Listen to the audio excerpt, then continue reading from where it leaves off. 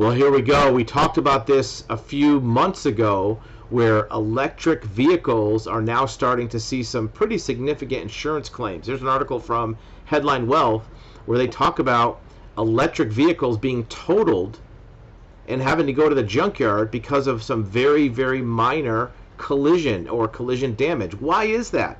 Why is an electric vehicle have to get totaled or junked because of a minor damage? Well, it's because of the way the car's engineered. And here's what we mean. The battery pack in an electric vehicle is a very, very sensitive electronic piece of equipment.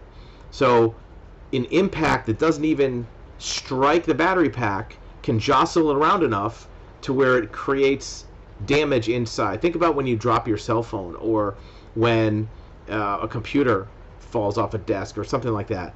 The electronic components inside of that device can be damaged just from the impact of stopping quickly. It doesn't actually have to be crunched by something striking it. What is the other reason? Well, the biggest reason is in a gasoline vehicle, that motor, that engine is under the hood. It's a ball of metal that's under the hood. You've lifted up a hood, you see that ball of metal. It doesn't extend throughout the whole car. It's only in one place. So unless a car's hit very hard in the nose, where there's a lot of protection with that bumper, and on the sides protected by the tires, the engine on a gas vehicle is unlikely to be damaged in a minor collision. However, on a battery vehicle, an electric vehicle, the battery itself, which is like the engine, is the most expensive part of the car, is a flat electronic device that extends all the way under the floor of the vehicle, front to back, side to side. So if you have a side impact that pushes in your rocker panel even by a couple inches, and it breaches that battery, all bets are off, right? And according to a lot of insurance companies, they're being forced to write off electric vehicles with only minor damage because that battery is a lot more fragile, it's a lot more sensitive, and it's easier to be destroyed. And unlike the battery of a gasoline vehicle, you can't go to Pep Boys and buy a battery for $100.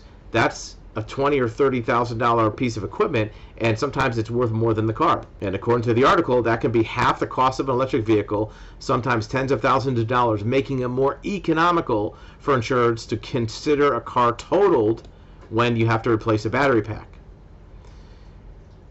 Even so, even if you do want to replace it, some car makers, that when battery packs are available, they're unwilling to give the information needed to repair it because it's part of their proprietary knowledge of the electric vehicle.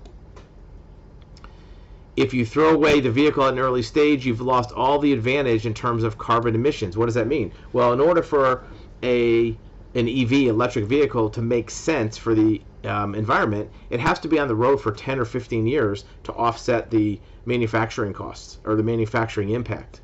So we're going to see more of this, where these electric vehicles, these EVs, are more likely to be totaled or junked with a very minor impact. Sometimes the impact may not even damage much of the body panels, but if it's a severe vibration, it goes over a bump, maybe it goes over a curb the wrong way, the battery itself can be breached internally even without any external damage being visible.